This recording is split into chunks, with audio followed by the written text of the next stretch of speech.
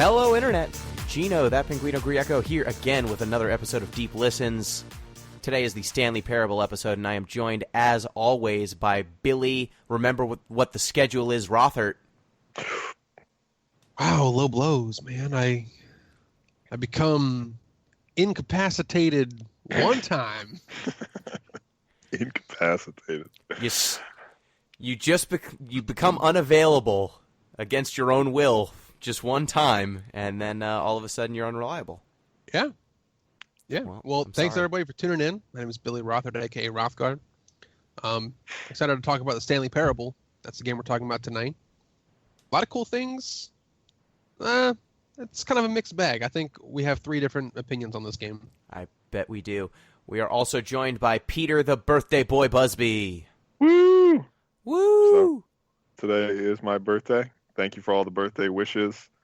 In the future, listeners, I'm expecting them. You can send donations to PayPal, I guess.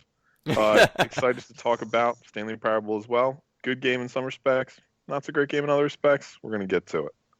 And for the beginning of this podcast, we are also joined by a special guest because we got a lot of feedback that required his presence. We were joined by Chris Zombiepie Redacted. It's the worst invasion ever. I don't know how many times I've invaded the proper podcast, but this is not the first, and I don't think it's going to be the last. Probably Every not. time you come on the show, your own intro is just like pain sounds. Well, also you have to consider every time I'm on the podcasts usually are 2 hours. And I've just I've conditioned myself that pain is going to happen. This is probably going to be like a train. hot, 60 minutes. Yeah, my goal in our Final Fantasy podcast is to keep the podcast going. Your goal tends to be to ruminate in your own sadness. A dark meditation of sadness and despair. Is it Charon? Who's the person who ferries people through the Sea of the Dead? Charon. It is Charon? I am Yep. the Charon through your Sea of Sadness, guiding you along. Just Why would you toss go me to into the sea? rivers of Styx. Don't a river. float on it. Charon navigates a river. It has nothing to do with the ocean.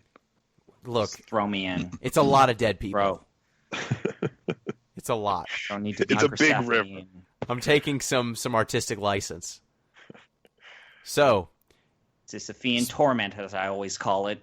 yep. Speaking of Sisyphean Torment, if you want to give us feedback, you can do so at Deep Listens Podcast, deeplistens.libsyn.com. We have comment sections, and deeplistenspodcast@gmail.com and at deeplistenspod on Twitter.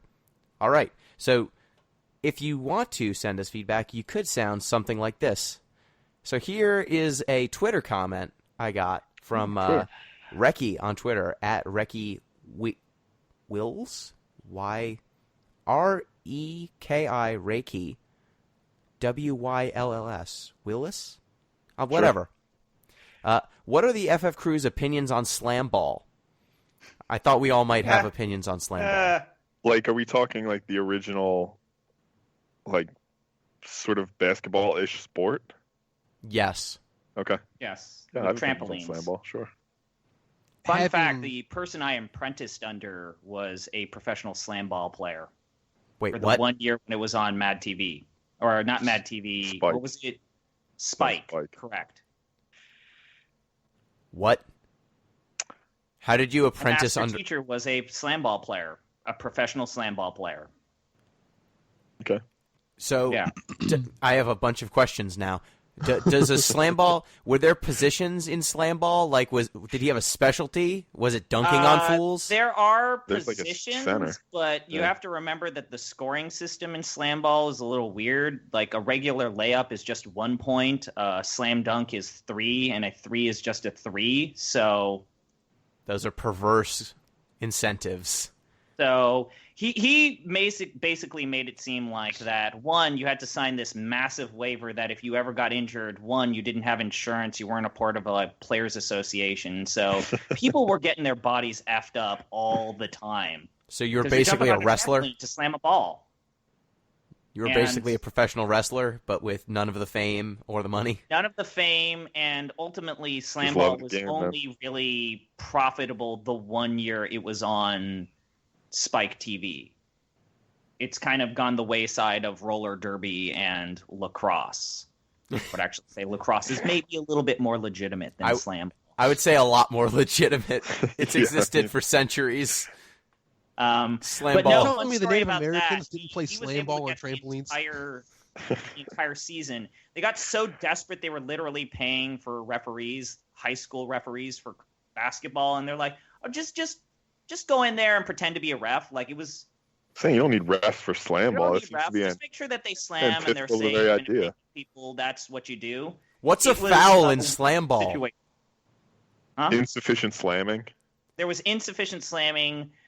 They cut players like mid-season and that sort of thing because they were trying to make it as if it was a weird mix of NBA and WWE, where they wanted celebrity status with their players, but they were all these NBA rejects that never had a hope of being drafted. Some of them were straight up like basketball coaches from high school programs that always felt like, I could have made it, but I didn't quite.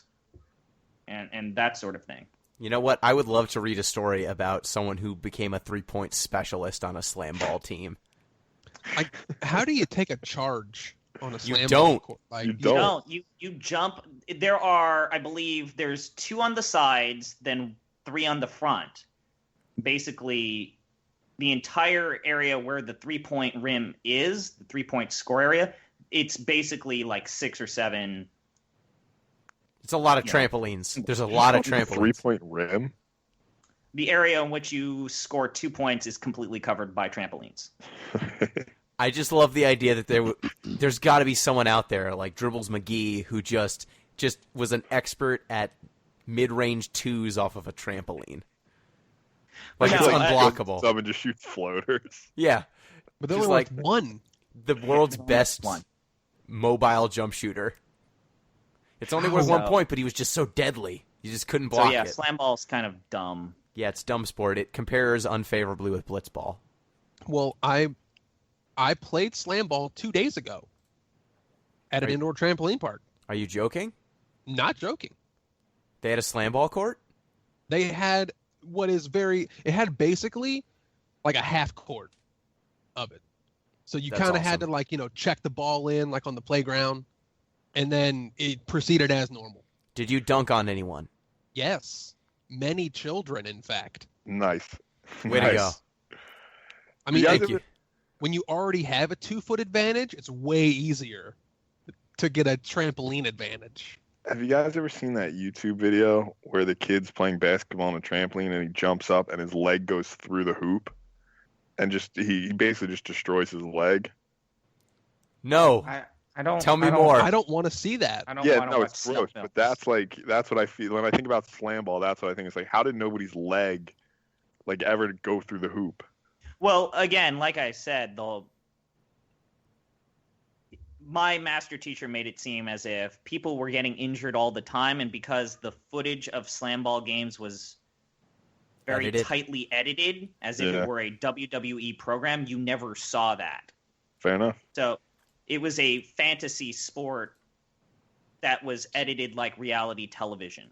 I know a lot of dudes wore face masks in slam ball. Yeah, I would guess that the bigger problem would just be people going up for blocks or something and just hitting the trampoline at you know how when you're on a trampoline you can hit those weird spots like on the And they corners? just like shoot forward. Yeah, they just shoot you at weird angles. I would Or they guess just that, blow up their ankle. or just like you're expecting to go up straight for a block and you just come off at a sideways angle and just slam into someone or bang your Right. head on the backboard. And come down on hardwood at like 30 feet up. Like, I don't know how the tramps got. Yeah. Yeah, the tramps were legit, and Yeah. there is hardwood between them. I don't want to talk about the injuries. It's reminded me of the one time when I had to see the Kevin Ware NCAA leg break, and I can't look at stuff like that ever again. Yes. So that's our opinion on slam ball. We It's don't mostly think highly garbage. of it, but apparently behind the scenes it was way worse It was way worse. than we even knew. So, next comment from Willie. If Gino were to scientifically rank every game Chris forced him to play, what would God's rankings look like? It seems Chris picks mostly soul-crushing experiences on Gino with few exceptions. Oh, come on, Gino. You've enjoyed some of the games I've asked you to play. That's true. Let me start. I've given this some thought. Okay, so let's go down chronologically the games I've forced you to play. It's Myst, Riven, Pajama Sam's 1 and 2 and 3. Yes.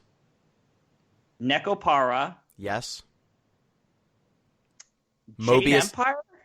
Jade Empire, Mobius Final Fantasy. Fantasy. I think those are the ones you've made me play. Pajama Sam was probably net positive. Yes. So All let three me of them are start. positive. I'll start at the bottom. Nekopara is by far the worst because 1, it is not a game. 2, I think I'm on a government watch list now. So thanks for that. Let me remind you again, that game features pedophilia, slavery, and incest. You did that. They're really going for it, aren't they? It's the game that Gino refused to record a podcast about. Don't buy it. It's bad. Gino, you're a journalist, all right? Have a little integrity, for God's sake. I had integrity. That's why I know these things. And I'm telling you, you shouldn't play or watch anything. Don't do anything about Nekopara. When it's on sale on Steam, just say no. Okay, number 2, Mobius Final Fantasy. That's the second worst thing you've made me play. It is also barely a game, but it more closely resembles crack cocaine than a video game. That's the nicest thing you've said about Mobius Final Fantasy ever. Yes, that is the nicest thing I've ever said about that game. It's a game. Don't even lie. Probably third worst would be Riven. And you actually liked certain parts of Riven. There were parts of Riven you quite enjoyed. Yeah, there were good parts of Riven, but I just feel like the parts where it is inscrutable were probably worse. I'm surprised to hear that you're ranking it probably higher than Jade Empire. No. This is the third worst is bad. Riven. Third worst is Riven. Fourth worst is probably Jade Empire because it is a functional game with some appealing moments. And at no point was I just angry. Strange fake Chinese. Yeah. Strange fake Chinese, that whole thing, I mean, it's repugnant in some ways, but in other ways it's just mediocre. Riven in moments was just, I could barely understand what was even happening. Really liking the door puzzle, really liking the puzzle with the whale dinosaur thing that you had to listen to its call. Yeah, like that. Like the frog and the castanet, or whatever the fuck that was. That wasn't great. The colander. Yeah. Yeah, that wasn't great. Then You mixed up castanet and colander? they're both round and... Castanets are tiny. I know, they're symbols. tiny clickety-clackers. Yeah, what are you talking about? Sorry, colander. That's what I meant to say. Then after that, it probably goes Pajama Sam 2. Yeah, that's probably the worst Pajama That's Sam the worst game. Pajama Sam. Then Pajama Sam... 1 or 3. I don't know which one's better. They're both good. Probably say 3 is... No, actually, 3 is the one where you go to the business and you spend too much time like trying to find out. No, that's 2. 2's the worst no, wait, Pajama that's Sam. 2. So 2 is solidly the worst Pajama Sam game. Yes, I can say that with authority. 3 is probably... I don't know, Chuck Cheddar's a really great character. And Yeah, but I feel Sam... like that 3 has the lamest carrot guy reference or That's true. joke. That's You true. know, completely miss it, and that's critical. If you don't have Mr. Carrot in your life, you're missing out. That's true. And although Pajama Sam makes out with broccoli, it's not as good as the carrot. So I'm going to say 3, and then 1 is the second best game, and Myst is probably the best game you've made me play. Really? Yeah, Myst is a great I'm game. really surprised that you still to this day quite enjoyed Myst. Yeah, Myst is pretty great. I would recommend people play Myst. So the list in order goes Myst at number 1, Pajama Sam 1, Pajama Sam 3, Pajama Sam 2, Jade Empire, Riven, Mobius Final Fantasy, and Nekopara at the basement of the games that you forced me to play. So thank you, Willie. There's my definitive list. You shouldn't play most of the things in the bottom half of that list. Maybe Riven if you have Maybe a Riven. curiosity. We also have a question from Brian. This is one of my favorite questions we've gotten.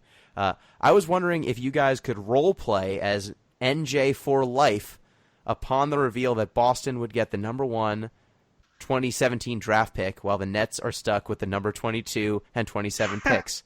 I can only imagine how the only hardcore Nets fan in the world would spin this as a positive. That's my question, right? Because NJ for life would be like, well, the Nets still won. Yeah. They still won the draft. Yeah, but they blew it. So... Okay, you guys... Yeah, but Jeremy Lin's going to drive all these players to motivate all these veteran players to play for the New Jersey Nets. I mean, the Brooklyn Nets. In 4 years, Markelle Fultz is going to want to play with Jeremy Lin anyway. So, yeah, Brooke Lopez is going to finally learn how to rebound. Basketball. Okay, guys. Sports. Okay, guys. When was Draymond Green drafted? with 34. When was Isaiah Thomas drafted? 60th. He was the last pick. When was Rudy Gobert drafted? 28th, 29th, something there. When was Nikola Jokic drafted? Second rounder. When was Yusuf Nurkic drafted? Draft number is only a thing. Number's just a number, baby. The Nets got 2 picks. They got 2 rolls of the die. The Celtics might have number 1 pick. That's just weight. That's weight on their shoulders. Because if they screw up, that's going to be on Danny Ainge's shoulders for life. That's going to be over his head. It's going to be a cloud on the team. Markelle Fultz, he played in a nothing college. He played against nothing competition. He's good? No. He's played no one. So you know what? I think I'll take 2 lottery tickets, please. I'm not gonna put all my faith in some 19-year-old who's not won nothing. Yeah, Nets are in good shape. That's my take. Brooke Lopez, he's going to finally learn how to do defense with Jeremy Lin, and then these 2 new draft picks that are coming into the game. I mean, Jeremy missed 46 games last season. That's just one part of the picture. Brooke Lopez added the 3 to his game. They were 13 and 23 with Jeremy Lin, including 10 of 12 in his last 22 games. Really, Brooke Lopez is just the rich man's Marc Gasol when you think about it. When you think about it. See, last year, Brooke has just been adding to his game year after year after year. This year he added the 3. Next year, half-court threes. It's the next step in his evolution. He's going to stretch the floor. He is a super stretch 4. He's the stretchiest. And it's not like the Eastern Conference is totally the Wild West of the NBA. Anything can happen. You can go from the worst to the first in just the drop of a hat. Look, if Karis LeVert learns how to shoot... Wait. Is that a real person you just named? I don't think that's his first name. LeVert. LeVert is a player on the Nets. I don't think it's Karis. Look at the roster now. You should look at the roster. ZP and I looked at it a couple of weeks ago, and it is a wasteland of former NBA players who. Karis LeVert, he's the 4th person listed. I was right? That is his name? Yep. Yeah. Oh, man. Karis LeVert, that is a basketball player's name. Oh, God. This is bad. This is a bad team. Let me just go ahead. To play defense. Randy Foy's finally found his home. The Nets are going to take it this year. Were the Nets able to draft Cyberdwarf on their team this year? No, but how about the octoroon grandson of LeBron James? Did they get great players like Secret Head of Blood Moses? Wait, there's one thing we are overlooking though. Yes. Brooklyn Nets head coach, Spider alum. What? Who's their head coach now? Kenny Atkinson. Oh. We are, you are. I didn't know that. I didn't know he was a former Richmond Spider, but Apparently. I just assumed that everything that touched this team... a revolving door, as if they have no form of leadership and they just throw players onto the court and hope for the best. Inducted into the Hall of Fame in 2010. As if the team was like mostly a money laundering scheme and not a basketball team. For Prokhorov. So that's our feedback. That's what we think NJ for Life thinks of this current situation. Maybe we'll hear from NJ for Life again, though. I don't think so. I'm afraid we might have lost his listenership. Yeah, we might have driven off. Sorry about that, NJ for Life, but sort of brought it on yourself. That's true. It's just your team is a dumpster fire. Long live the Swamp Dragons. That was a floated name for the Nets. If you didn't know that, Billy. What? They were going to rebrand. They were almost called the Swamp Dragons? They were going to rebrand in the late 90s, early 2000s to the Swamp Dragons. Wow. which is not a thing. That would have been a great name, though. And we've got one last bit of feedback from Tonka92 on Twitter. He'd like to say that he fully supports singing Eyes on Me at the end of every podcast with Zombiepie. And I'm just going to go out on a limb and say no. No. That was a one-time thing. However, if we revisit Final Fantasy IX, I will sing Melodies of Life. Is there a song in Final Fantasy X? There's a song in every game from here on out. Ah, fuck. You know what I would sing if we wanted to turn this into a musical podcast? Is the song from the original Kingdom Hearts commercial. It's called Simple and Clean? No. Yes, it is. No, it is Simple and Clean. That's the second one. No. It's Simple and 2. Clean. No, hang on. I'm the resident expert here. Hang on. $500 right now. I just The song got this I'm sheet. thinking You're of gonna is bet Simple and Clean. $500 It's in my on the iTunes. commercial. I will. Crazy. I remember this commercial I know what you're fucking thinking of, but yesterday. This was Yeah, Kingdom it broke Hearts my 2. heart. No, Kingdom That Hearts was 1 mine. was Simple and Clean. It's Yeah. I think Hikaru Utada. Yeah. I want to Yeah. say It's called Utada. Is her name? this is the easiest $500 I could ever make if you I accept this didn't bet. say I would. I know you're Hey, not accepting it because you're scared. I'm going to Simply mute, and then I'm going to fact check this. Release 2012. Genre J-pop. I'm looking at it right now. Get on my level. Like I didn't jam to that shit when it was on the Disney Channel getting advertised. I love that. That's my vote for our closer from here on out. Simple and Clean. We just sing Simple and Clean. We just break our listener hearts every podcast. Do we sing the regular version of Simple and Clean or the dance version that they play at the beginning of the game? Gotta think Like, the one regular person does- version. One person does the lyrics, the other person's just in the background, just dun dun dun dun. Hold me, whatever lies beyond this morning is a little later on. You don't hear me say. Yes. No, Billy, you're do you- right. You're right. Yeah. Yeah, you're damn Simple right and I am. Clean was Kingdom Hearts 1, and Sanctuary was Kingdom Hearts 2. Who gives a Fucking shit about right. the Kingdom Hearts 2? I recently got all that sheet music because I want to play those songs, and it didn't have the game on the title, so it came the second song first and the first song second in the zip file that had all the sheet music in it. Okay. Just never question my knowledge and love of Kingdom Hearts ever again. Great. I won't. You can On this be podcast. You can be the biggest lover of Kingdom Hearts between the three of us. I will podcast- gladly concede that. Our podcast shows that I have always loved Kingdom Hearts, everything about it. That's called Eh, taking a loss so you win the fucking war. It's fair. Now we just got to get you to agree that Vault Story Abyssal City was in fact the best game we played in 2015. You like Game of the year. all this story? I It was don't. Game of the Year. Oh, It was gross. Game of the Year. That game is gross. The fact that you have to perform a fucking Hadouken just to jump and dodge in that game is fucking We're not bullshit. we're not relitigating the Game's amazing. Everything about that cataclysm game of is fun. You have to 2015. do a fucking Hadouken just to jolt. Learning how to Oh, quarter circle? I hate that Bye, game. Zombie Pie. Stand Bye, with it. Zombie All Pie. right. Stand with it. So I guess I'm here to announce the Final Fantasy X podcast will return at some point this week Yep. after a month-long hiatus. We will be releasing it probably next week during the podcast window, Podcast schedule. which is generally Monday. We're trying to get back to Monday now that we don't have the crazy, Giant Bomb Community Endurance Run stuff going on. So, thank you, Zombie Pie, and thank you to all of our listeners with your wealth of feedback this week. We love it. Keep sending it. Remember, at deeplistenspod, deeplistens.libsyn.com, or deeplistenspodcast@gmail.com. Bye, Zombie Pie. Bye. Yeah.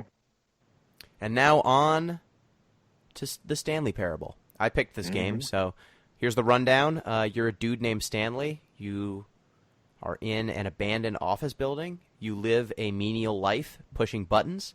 The computer tells you what to push, and you push the button. And then one day you realize that everyone else in your office is gone. Mhm. And so it is up to you to find out what happened with the people in your office. At least that is the general gist of the game. And you have a narrator who narrates your every move, a la Bastion, kind of. But A wonderful narrator. he is a British dude. with a very nice accent, who's perhaps an unreliable narrator. Kevin. Remember his last name? Is Kevin his name? I didn't see Yeah, whatever his first name's ending. Kevin. Whatever ending lets It's you just know in the his credits, name. yeah. Oh, okay. So, what did people think? This game, like, the controls are super simple. You're basically just moving and clicking. There's an achievement for trying to jump, and then it says you can't jump. All you gotta do is press a space bar a bunch of times, and then it's like, no, really, we made sure you can't jump in this game. Yes, there were a bunch of times where I was up to a chest-high wall, and I was just like, if I could just jump a little bit, I could go over there. And they're like, nah, you're on rails. Nope. Not Stanley. So obviously the gameplay of this game is not necessarily what you're here for. It is mostly the narrative. What did you guys think of the Stanley Parable? Just to provide, I guess, a little bit of context for the listeners, this game is a game with multiple endings, and depending on what kind of choices you make in the game, you could see one of 10, 12 different endings. I forget exactly how many there are. I think it's 19. Yeah, there's a lot of them. And early in the game, your choices are limited, like left or right, up or down. And as you make further and further choices, you can like obey or disobey what the narrator is saying. For example, one of the first choices you get in the game is he steps out of the office and he goes to the conference room. And you can choose to do that or not do that. And like one of the first choices that you get along that path is a left door and a right door. And the narrator says, Stanley takes the door on the left. And you can either do that or say, fuck you, narrator, and go on the door on the right. And then the narrator, from what the game sort of has you believe, has to sort of play it off like, he decided instead to take a detour and go this other way for a moment, but then get right back on track.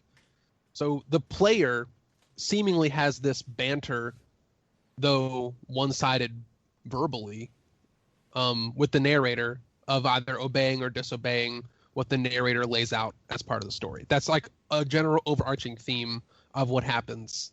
Now, the actual endings get cool in some ways and less cool in others. That's probably what we're going to be talking about more, I think. Yeah, so go, Pete, what do you think? What was your first impression? I think it's...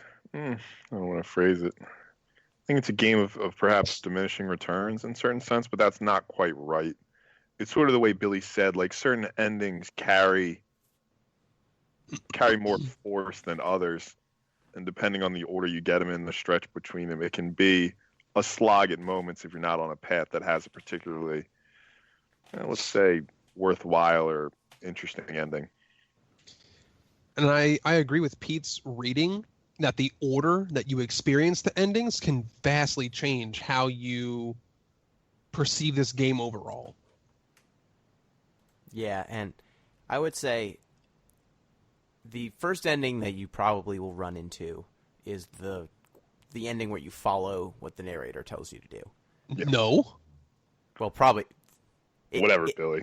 I tried it first because it was so clear that what they were going for was, oh, you have the illusion of choice. Mm-hmm. So I just followed that as like the baseline. And the baseline narrative is Stanley finding out that he'd been lied to his entire life and that there was a mind control experiment happening in his work, but he was the one who finally snapped out of the mind control. Mm-hmm. But of course, the way you find that is by listening to what the narrator tells you to do at all times, so maybe you are being controlled. But if you take the mind control option, you get to this like satisfying ending where you're let out into the real world after trudging through this kind of shadowy back room to his office building. And so it feels like basically every Valve game where all of a sudden, I don't know if you've played Portal or Portal 2, but those games have moments where like there's some things in the background that seem like, oh, that's like a hidden secret area. But of course, that's the area you're supposed to go. And you're just clearly guided that way, but it's made to feel like you're stumbling upon it yourself. And I think this game really employs that same design but in a much more overt way to kind of subvert ordinary game design tropes. Yeah, this is a case where you can see sort of the limitations, not necessarily the limitations of satire, but you can cover up a lot, which is sort of the wave of satire. Like, you don't necessarily need to implement sort of, let's say, high quality analysis or criticism if you can just say, oh, we're satirizing these tropes. You know, it inevitably shuts down the question of what next. Yeah, and I think the satire in this game is a little shallow. So what were some of the endings that made you really think about what this game was going for? Because I think there are a number of different satirical endings that kind of poke fun at different elements of game design, right. And I think some hit a lot harder than others. So I can list the first like 2-3 endings that I got, and I think the order is significant here because I think these are some of the coolest endings, and I just happened to fall on them first. Mm-hmm. So the first ending that I got is referred to as the Zending. And that's one where you disobey the narrator a bunch, end up in a warehouse, and then you enter into some kind of like transported starry dome, like right. Outlook on the universe kind of place. But then you eventually leave there, and you go to this never-ending stairwell, kind of like an MC Escher, like stairwell that doesn't end kind of thing, but you just keep throwing yourself off the stairwell until you take enough quote-unquote damage that you die. And the game restarts. And that was kind of weird and messed up. And I was like, oh, okay, shit. I don't know what's going on in this game. That was my first game restart. So that really kind of threw me for a loop. And I felt like I had no idea what to expect going forward. I think that was a time where, I guess, just through my own luck of decisions, I had a great experience with the game because when I eventually did restart, I was really thrown off. The second ending that I got was called the Confusion ending. And it, again, is probably one of the better endings of the game. As it, I think, I can't really describe it very well, but you disobey the narrator in such a way that you end up going through these weird loops of never-ending hallways and doors, and then the narrator gets confused and says, the narrator forgets we're going to restart. Basically, yeah. The narrator forgets the story. And then there's is that the one with the narrative line? Yes, that's the one with the narrative line. And I was like, that's great. That was good. Ignore the line. And the last one that I got... Does the Confusion ending end up with Stanley dead? No, it ends with the narrator saying, like, I refuse to keep going. And, like, you watch this, like, clock tick down to when the game is inevitably going to restart. And the narrator's like, I feel like I don't have any power anymore. Wait, no, I'm going to break the cycle now. And then the narrator, like, starts a sentence a few minutes later, and then the game just shuts itself off. And you're forced to restart no matter what. Okay, right. The last of the first 3 endings that I got was called the Mariella ending, or sometimes called the Insane ending. Yeah. And that was another really good ending. And that one also has me leading down this like never-ending loop of rooms, but eventually I start to like fly because I'm in a dream sequence. Yeah. And then like I'm not dreaming, but wait, and then all of a sudden it like cuts to like Stanley goes like in and out of these like dreamscapes and sequences for a little while, but then it ends up being that you just cut away from all that and see the body of a dead man on the sidewalk and a woman who's like in executive clothes, like just looking at a dead corpse on the ground, like, should probably call this in, but like I'm late for my meeting, and like somebody will handle this, and that's just, and her name is Mariella, and that's the Mariella ending. Again, a weird one. Yeah, that one was good. I liked that one. Yeah. So I see what you mean, and I'm not spoiling anything for our listeners by saying the other endings just are not as good as those 3. But those are probably like the top. Those 3 are probably at least, if not the top 3, in the top 5 endings of the game, I would say.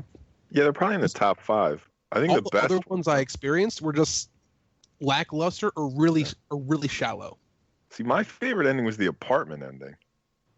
I didn't get that one. That's where you answer the phone? Yeah, that's where you answer the phone. I actually never did that. I threw Six. myself off the ledge and died, which is another ending. So if you answer the phone, you go to this apartment and like you knock on the door and like you hear this woman's voice and she's like, "Oh, welcome home, Stanley. Like, how was your day?" So on and so forth. You open it and it's just a mannequin.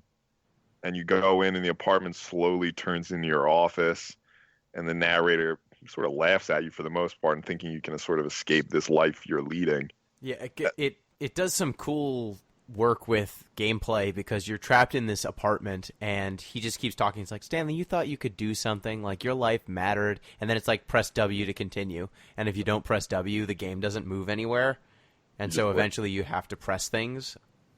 And it changes to like, I forget exactly, but it's basically things like, press W to, I don't know, spend the weekend with your kids, or press W to, it's stuff like that. Do you remember, Gino, what some of the other press W's were? It was like press W to spend time with your kids, press like E to contemplate the meaning of existence. Yeah. And then like, the last one is like press something to die. Yeah.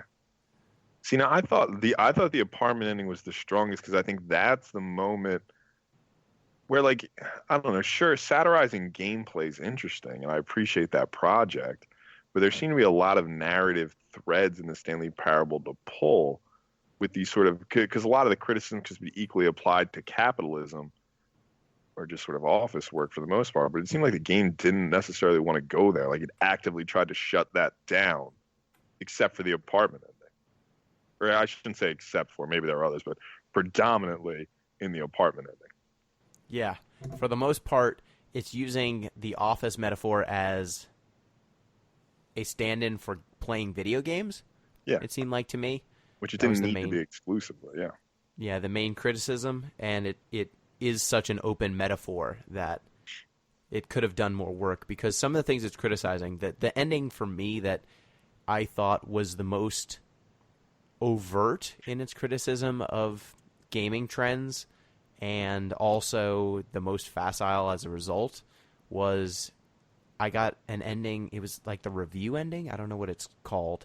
You basically disobey a bunch of times. You get to the point where you can jump off the you can jump off and kill yourself. That section where you'll end up with the room with the phone. Yep. You can jump off into like a walkway. Yeah. Underneath. Yeah. I did that one too. You'll survive that fall. You basically run through the guts of this back building, and it starts to feel like a Valve game for a bit. Like the narrator's voice cuts out for a while, and you feel like you've got freedom. And then you just get like captured and put in a room, and he's like, "Oh, you didn't like my game, huh? You didn't like the story we were telling? Oh, yeah. Fine. How's about, you want more choice? How's about this one?" And then it's like a room with 3 doors. And he's like, "Okay, how'd you like that experience?" And then you have to rate it on a scale from 1 to 5. And then, depending on how, it doesn't matter what you give it. The next thing he does is he's like, "I made a game for you, Stanley. How do you like this one? It's a baby walking towards fire, and you have to press the button every 5 minutes to stop the baby from going into the fire." And I think you really need to play it for about 4 hours to get the message of the game. Yeah. And then you do that, and he gets progressively more pissed at you for not liking the game he made. That one's called The Game's Ending. Yeah, and if you press it for 4 hours too, you do get a different ending. You do? Yeah, if you play, I mean, I didn't do it, but somebody on YouTube was kind enough to. What happens? It's like some highfalutin claims about video games being art, and like the spirit of art comes down and commends you for your appreciation of, incredible art, basically. That's what I figured the fucking criticism would be there. But the notion, like that ending, they also send you like through a Minecraft segment for a bit, and he's like, "Oh no, that's too much. Simulator. That's too much Portal freedom." Too. Yeah, and Portal.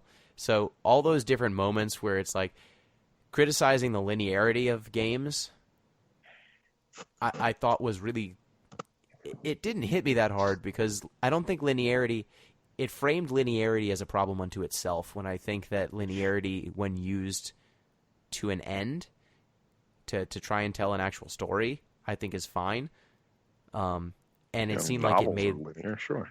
Yeah, it made linearity an enemy unto itself, and I thought that was just way too broad of a target. and then the baby moving towards fire is just the most dismissive criticism of an art game. That I was like, yeah, you did it. You were the person who was like, what about this guy who sold his poop? Is that art? Yeah, I mean, yeah, you found a kind of shitty example of high art or modern art. It's a straw, man. Way to go. If you're going to criticize linearity too, I mean, this circles back to my point. Is, life's pretty linear as well, just based on how we've structured it at this point. Like you said, it's either weak insofar as it's basically a straw man argument, or it's weak insofar as it could have been extended to other fields to make it more interesting. Yeah. And I feel like because it focused so narrowly on games, and specifically, I guess the current zeitgeist of what is wrong with games, or the current conversation, like what is wrong with games with linearity, what is wrong with narrative-driven games, it piggybacks on what a lot of the ongoing critical discussion is about video games to such an extent without adding too much. It mostly just summarizes them. In a funny way, like some of the delivery of the narrator, I think, is funny enough to warrant playing the game, even if you're not going to derive some sort of larger meaning. But I feel like it's a little bit weak to just kind of take pot shots at all of these different video game tropes without offering a better take. That's the thing too. I mean, not everybody has to be James Joyce. Like you don't have to have these incredible metafictional moments, these crazy insights. You can just have a funny game, and the game, absolutely, and like Gino said, it's very funny, but you can't have it both ways, and I think that's the issue. The game wants to present itself as more sophisticated, I think, than it actually is. Yeah, and that's my big, like, I enjoyed my time with it, and it's pretty short. One thing I will say in this game's favor, because I feel like I've been a little bit harsh on its critique, it knows how long it needs to be. Yeah. In a way that a lot of comedy games do not necessarily. You can see most of these endings within 5 to 10 minutes, and I feel like that is the right length for some of the gags they're going for. Like the kill yourself ending is like 2 minutes. There's a speedrun achievement for getting the true ending in 4 minutes. Yep. And I think that that's appropriate. I like that all of the achievements are just nonsense. Like there's one that's like, don't play the game for 2 years. 5 years. One that's like, is it 5? It's 5 years. I got it. There's one that's... I've been in time travel just to get this achievement. I mean, I couldn't leave it off. You just reset your Windows clock 5 years in advance, and then you get it. Pretty easy. There's one that's like, play the game for an entire Tuesday. I did that by, again, adjusting my Windows clock. Pretty easy. I got both those achievements in 5 minutes. Nice, man. Nice. So what you're saying is you've shown the Stanley Parable that you are depraved enough to want those achievements that they clearly made as a goof? No, because those achievements were clearly made to mess with them. Do you know a lot about the unachievable achievement? What is the unachievable achievement? Wait, first off, isn't that a contradiction in terms? Yeah, but something be an achievement and be unachievable. Again, we should talk about that after we finish talking about the endings, because I want to bring that up as a general topic. What, paradox?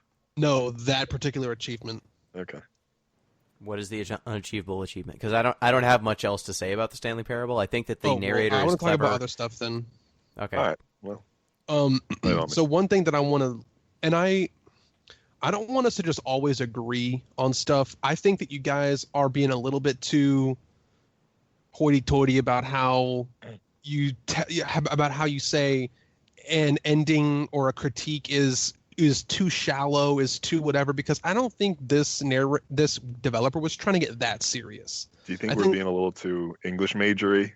Yeah, a little bit too English majory, and I really don't have that much room to complain because I'm a philosophy major, so I should be right there with you and picking out adjacent stupid bullshit that makes me feel like I'm some kind of higher educated person. Yeah, they pay us slightly more for our navel gazing. Yeah, that's the only difference. And I think you're being a little bit too strict there. I think the developer, if I'm going to be as charitable as possible, is probably just trying to tip their hat at those particular topics in a way that just makes the player chuckle about them. And sometimes that's just enough. for a cohesive game experience. That's I think any game that tries to actually unpack these in a real way is going to have a really fucking hard time. And like one person developing a game like this, or whatever small team there might have been, is not going to be able to tackle all these tasks at once. So for what they tried to accomplish, I think they achieved it. I think it's fine for what it is. I think that, like I said, it is the right length. Most of the gags are appropriately timed. I think that it's clever. My whole thing is just it's a lot easier to take satirical pot shots than it is to suggest answers. And I don't think that they're mutually exclusive. I'm just reminded of this video game that came out called Matt Hazard, which was in the late 2000s, the late aughts, I think. It was an early PS2, Xbox 360 game that featured Will Arnett as a washed-up space marine or something named Matt Hazard. He was supposed to be like a Duke Nukem character or something like that, and it was just supposed to be a send-up of video game tropes. And at some point, he fights like a Sephiroth Cloud man, like JRPG man who has multiple life bars, and it was supposed to be a satire. And all it did was basically mimic and repeat a bunch of the problems that it was lampooning. It became what it was satiring. It was critiquing. And I feel like this game, in enacting a lot of its criticism of linearity and lack of choice, by basically just being a flowchart that was deliberately linear, they made a game that just mimicked the things they were complaining about. Yeah, okay. I mean, small point. I just think it's kind of a boring target. Like, maybe this is just a personal issue. I don't want to say vendetta. That makes it a little extreme. But I just don't really see the interest, the excitement, the intrigue in sending up these genre foibles. It's... And that's kind of that's probably my biggest, it's not a big problem because I liked this game. I enjoyed it. It's just when you're trying to be critical about these things, aim higher, I guess, or be less broad. My question might even be deeper. Just why bother being critical about some of these things? I mean, I can see the issue that they're bringing up with linearity, like the idea that you're going to spend if you play the regular ending, right, the quote-unquote true ending, you are making no decisions for yourself. You are basically following a breadcrumb trail that the developers have set out for you. And in doing so, the game is constantly telling you that you're learning something truer about the world than you ever knew before. You're getting rewarded for essentially following the instructions. It plays like if you were reading the instruction manual to your washer dryer, and then at the end it's like, and then you found enlightenment. Turn, put in the laundry, add the detergent. Receive enlightenment. Receive enlightenment. Creation. Now, yeah. Let me try to draw another analogy here. Hold on. I can't answer that because whenever I start saying that, I start drawing a bullshit analogy that doesn't make sense to anybody but me. So let me back up. Let me just bring up two other games. We played a game called The Witness and a game called The Talos Principle. I think these games also addressed pretty easy targets. Which one was Witness? For. The Witness was the one with the line puzzles. Gotcha. Okay. And the beauty. Yeah, it was all the beauty and the line puzzles. And Talos Principle was the one that was not about religion. Yeah, I remember that one for exclusively what it was not about. And there was a lot of Elohim in there for something that was not about religion. Yeah. But other than that. Anyway, so back to my point. I think they also took pot shots at an easy target, and they actually ended up with some really good substance at the end of their games. So kudos to them. I'll agree with you insofar as Stanley Parable trying to take a pot shot here doesn't end up with that substance. You don't actually get anything massive takeaway from Stanley Parable. You kind of get a chuckle, and you are made aware of this problem either by the game pointing at it or by the game being it But I'll agree that there is a difference between those other games that are like really good and super fleshed out, and Stanley Parable, which is more of a parody. So fine, I'll grant you that piece. Then I'll take a slightly different direction and say something that I think the game excelled at, and it's probably a coincidence based on my playthrough. So I don't know how much weight this actually holds. First, let me ask, when you guys played Stanley Parable, did you know anything about the game going in? Yeah, I knew where it was going. I knew nothing about it. I knew about nothing. I had never heard anything. I mean, it's like I knew of the title of the game, and I knew that there was like a Stanley Parable Dota announcer that you could buy. The Dota announcer kind of gives you everything you need to know about where this game's tone is. I never experienced that Dota announcer either, so even where I had a chance to experience it, I didn't. Because I had no reason to turn on. I didn't know what that game was about. I came into Stanley Parable basically 100% blind. And for the players who do go into this game 100% blind, aka probably not any of our listeners now, but because the game did a great job of, once the first loop happened, I was really thrown off, and I was like, I didn't know this game was going to loop. I had no idea what was going on here. It was really seamless and concise and succinct at how they wove together all these different endings, and they could have happened in any order. And I really wouldn't have known the difference, really. But if I had gotten a bunch of shitty, like, weird endings first, like, not the good ones that I talked about earlier, like, kind of the bad, uninteresting endings, I might have had a really different experience. Yeah, like where you kill yourself and it's like, aren't you a hero? That's the powerful ending, I think, where it's like, great, yes, you enacted choice by killing yourself. Good job. If I had gotten that ending first, I probably would have not had the same experience, because I would have really instantly seen that this game was just about looping to different endings. Like, until I had gotten my third or fourth ending, I didn't know that this game was all about just looping to different endings on a flowchart. I actually thought that there was some kind of long chain of actual narrative that was going to happen, and I was just getting bits and pieces of it. So the game masked itself for a player going in blind pretty well. Not that the game had to actually hide itself, but it took me a while to see behind the curtain. A lot longer than the game probably should have. So kudos to the game for that.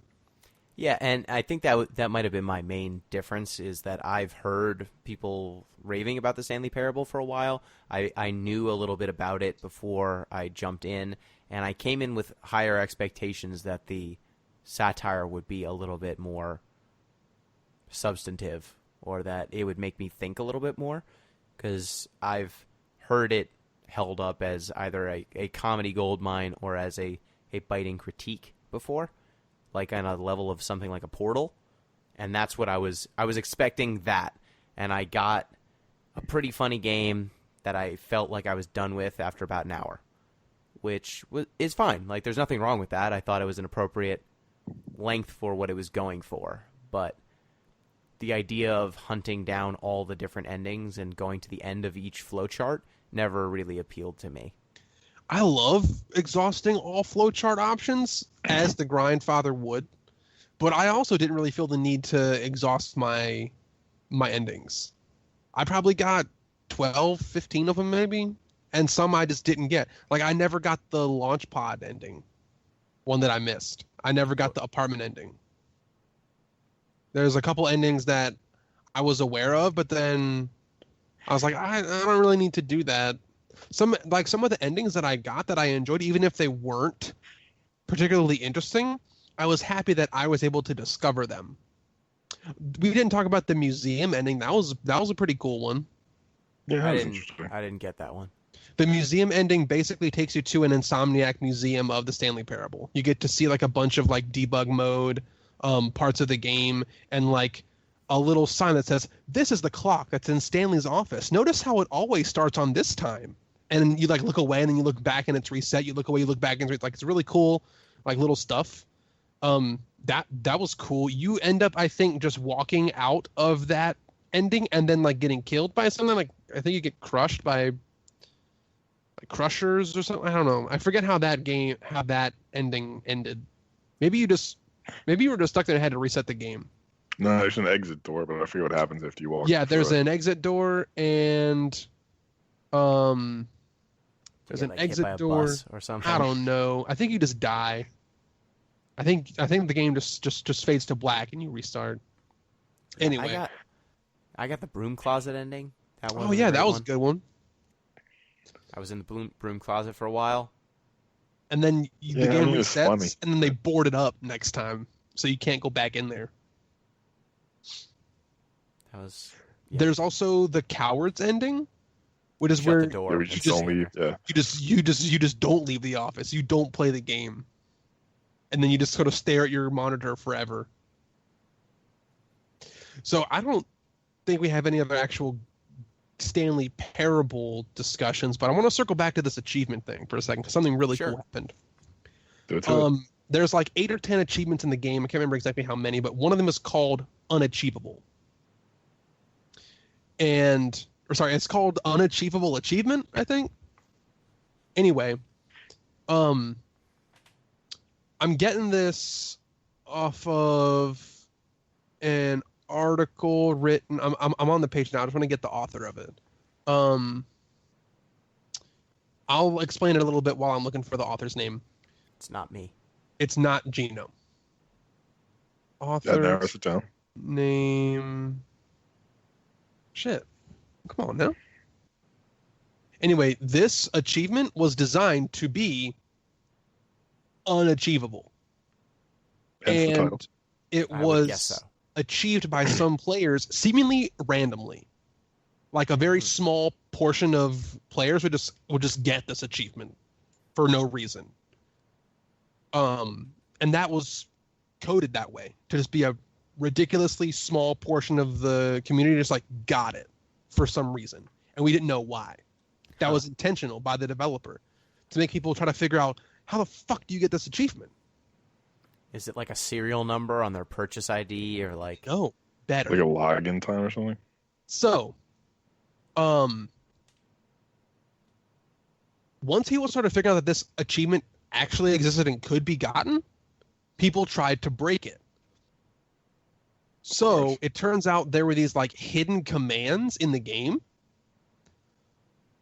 There's websites that can show you this like weird like series of source codes and stuff that say, here's all these hidden commands in the game, and one of them is like _u, and it unlocks the unachievable ending.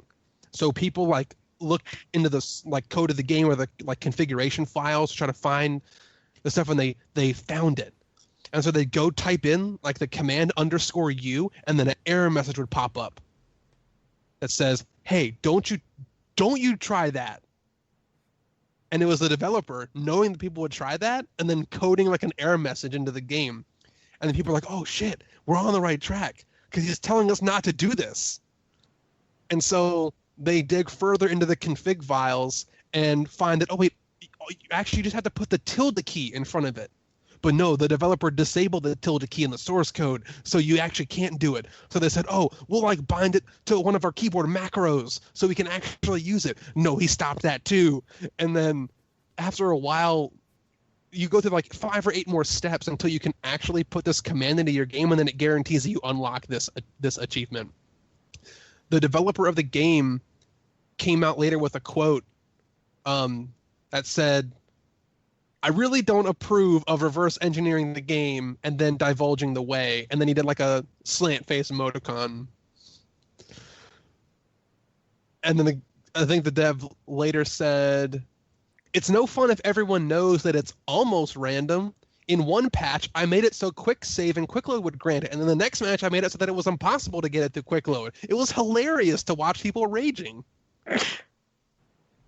So biting critique. I think that separate from all that, I like the fact that the developer put something in the game that very possibly was never going to get found. I have a lot of respect for that, and I've gotten a new respect from that kind of thing. Weirdly enough, that I'm a dungeon master of a D&D campaign now. Because how much stuff do I write in preparation of a D&D campaign that's just never explored by my players? There was an article that I read about D&D that said, like, any dungeon master who writes a narrative, like 60% of what they write's never going to get explored. And so when a developer makes something that could be explored and then the players actually go experience it, it makes the developer feel a little bit good because So- someone actually found their thing. Two questions. First, who was the author of that article? Oh yeah, I will definitely get that. I want to find this. It's off a website called The Mute Gamer. That might just be the website, and there's just like I can't find a person's name. You can't find a byline? I'm What's trying the to find title it. of the article? The Stanley Parable Unachievable Achievement on themutegamer.com. All right, so we've given credit as much as we could. If Okay, you I'll try to the- find a name. Yeah, toss it out. And two, I feel like my problem with that is the unachievable achievement is some bullshit that people have to jump through to get this arbitrary kind of little trophy thing to pop. But we've played games that have secret, elaborate, hidden things that are actually like involved and take a lot of thought, and there was a lot of effort and time put into making them difficult, but in a logical, achievable way, instead of this. Like The Witness has a lot of different moments where it's something that a player might not even see, or they might not even know is there, or a player who's playing the game ordinarily might not even realize that there's a deeper level to the game. But it's not a matter of just like reverse engineering a button, like a series of button presses so you can get a dumb achievement. It's figuring out this like higher level logic puzzle that's operating on top of the game you thought you were playing, and that's a lot more mind blowing than oh hey, if I press tilde and then I get an achievement that they didn't want me to get. I think so. I'll say two things to your two things, Gino.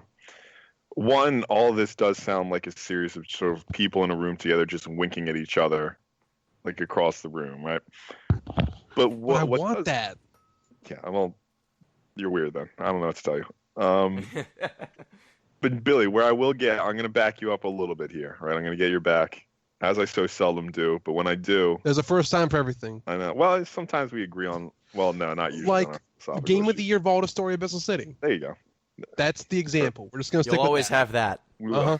So I will get your back, Gino. I think there's sort of a more You already betrayed me by interesting- messing up the name.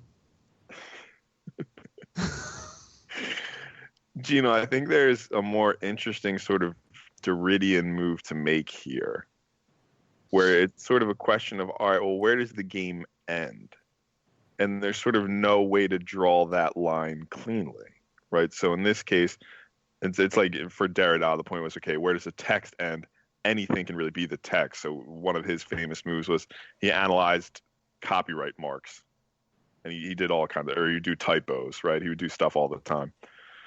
So I think this one brings up the question, all right, well, where does the game end? So it's not, is it exterior or is it interior when we're having these sort of, let's just say real world moves where you have to do these tildes and these macros, and are you still playing the game at that point? Is it not part of the game? And I don't think the developer necessarily wanted that. Like I said, I think he's just winking at the other people in the room. But I think it creates this sort of interesting question of, okay, where does a game start and where does a game cease? And can we even draw that line comfortably? And I would say Or no. I guess it's just that we've played games like Undertale and The Witness that play in the same space of where does a game start and where does a game end and what is the nature of play, that I think do this sort of thing but better. Well, I think Undertale's, it's all sort of, I see the point you're making, but it's all still sort of self-contained. Whereas this is an execution outside the game proper, but is still part of the game itself. You know what I mean? One of the things that Undertale does with one of its endings, there is an ending where you can completely bork the game for yourself and make it so you can never get the good ending again. Right. And the only way to fix it is by going into the files and editing them. Okay. And that good is point. something people have done. Maybe I just don't want to give Undertale any credit for anything. I Fair, think you don't. I want to counter Gino a little bit. I think that part of Undertale wasn't necessarily like a design choice, but more of a design necessity. Yeah, but Because if you want to, if I wanted to share Undertale with a friend and they get the exact same chance to have any possible ending, you had to have a way to reset the game. You had to have some way. The fact that it was possible to potentially ruin your game forever disturbed me in a way that was really bad. And I think that there was a necessity to have that in the game. This wasn't a necessity. I mean, it's not a necessity. People would go in and edit save files. You can do that with any game. It's all just bits. Like, if you want to hack the game and screw with your save files, that's not a design decision. That is a reality of development. When it comes to this game, it's not as though this game, like, there was a little bit of, like, playing with people going through the source code, but in the article itself, the author, the developer of the game says, I wish people didn't do this and reverse engineer it. Like, this was not a authorial choice that people would do this. It wasn't like, say, for example, Fez, which is a game that's very famous for having a very elaborate language and very elaborate set of puzzles in the game, to the point where it still hasn't been 100% completed, and it's been out for years. That was a intended choice to get people to kind of bang away at this thing outside of the game and even investigate the source code to find answers. This game was a lot more, here's this dumb thing that I put in as a goof to screw with people, and it turns out if the collective will of the internet wants to find something out, they will, because I didn't hide it especially well.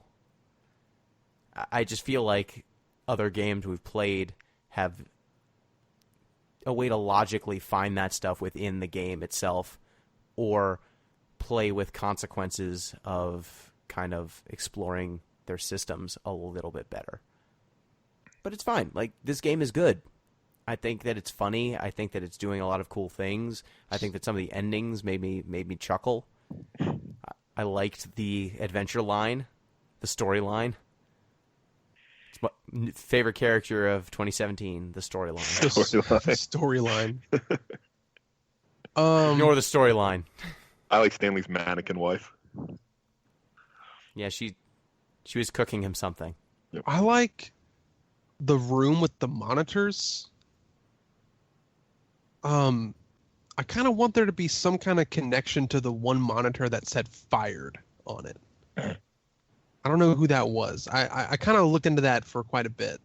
Maybe it's Stanley. Maybe they're all Stanley. Maybe they're all fucking Stanley. Maybe this Aren't we is all just, Stanley at heart, though? maybe this is just a critique of, like, what's that argument where, like, every human is one deity in training? I forget that. Sounds like a weird version of solipsism. You never heard of that, Pete? Maybe it's just Stanley's the whole way down. Maybe. Yeah. Anyway.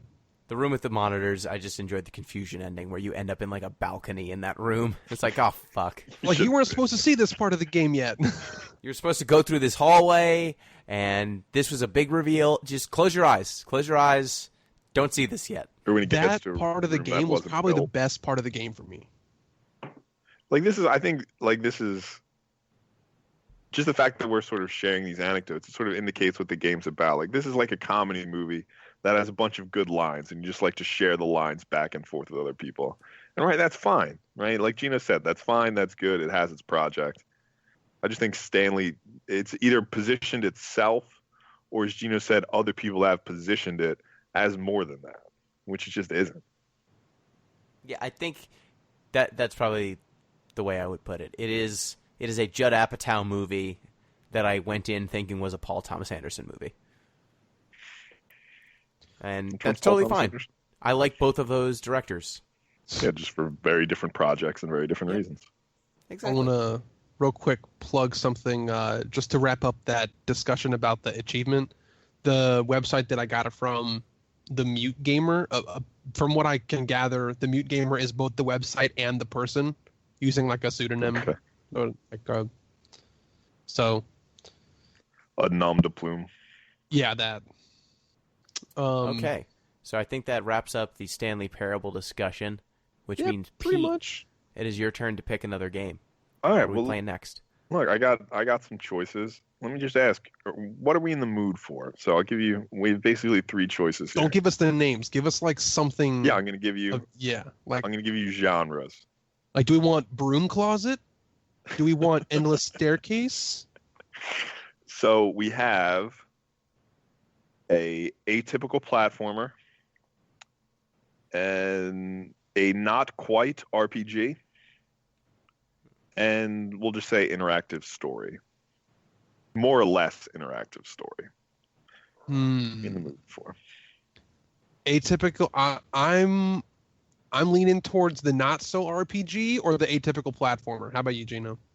I'm leaning towards the not so RPG or the interactive story. So I feel like that's the most succinct way to describe Billy and I. That's actually a really, really good way to describe everything about Gino and I. Our Venn diagram. Yeah. Our Venn diagram is a not quite RPG, apparently. All right, then The let's go. solution to our Venn diagram. Let's go with the not quite RPG then. All right. So the game I'm going to pick for our next game to play is going to be Always Sometimes Monsters. Ooh. Yeah. I haven't played this one, but Yeah. I've heard of it. It's a little bit older, but it's kind of an RPG in the sense that you're role-playing as an individual, but disregards most of the trappings of a traditional RPG. So that's our choice. Always Sometimes Monsters. Yep. Ooh. Was this made with... This looks like it could be an RPG Maker game, but maybe not. I think so. It has that look to it. It has that vibe. Yeah, it looks like... what is the name? Dang it. To the Moon. Yeah. Like a little bit. Yeah, it's a similar kind of game. So, what were the other choices, if you don't mind me asking? Yeah, do you want to know? I mean, we might circle back to some of them. The other choices were Dear Esther. That was the interactive story kind of game. And the atypical platformer was Circa Infinity. I don't know Circa Infinity. I do know Dear Esther, and it's been on my games to play at some point in my life, but weirdly enough, it always finds itself towards like the bottom of that list. Well, I mean, they're still part of my games to play bookmarks on Google Chrome, so I'm sure they'll come back up. Nice. So, Billy, did you hear that? Always Sometimes Monsters? Yeah, sounds like a little bit of fun. All right, cool. So, thank you, both of you. Thank you, Billy. Thanks everybody for tuning in. Stanley Parable, fun game. I played it on my friend's account, so I didn't pay for it. Right now, it's How much is it? It's $15 on Steam. I think it's a little steep for what the game is. Yeah. Not getting straight into like a critique, buy, pass, or rent or whatever like that. I would definitely pick it up if it's on sale. It's definitely worth, $5-10 of an experience. It's worth a movie ticket. Would be my assessment. Yeah, it's worth what a movie ticket goes for in your hometown. So if you live in New York, that's about $35. $15. Yeah. If you live in not New York, Yeah. it's not. You live out in the sticks like I do. No. Thank you, Pete. No problem, guys. Like we said, right? Stanley Parable, good game, funny game. Just come in expecting that. Good, funny game. Not something more. Not something that's going to change your doxa. Worth a good chuckle. Mm-hmm. And thank you, Zombiepie, even though you are gone. Gone but not forgotten. Till next time, remember, if you want to send feedback at deeplistenspod, deeplistens.libsyn.com, deeplistenspodcast@gmail.com. Thank you. Peace!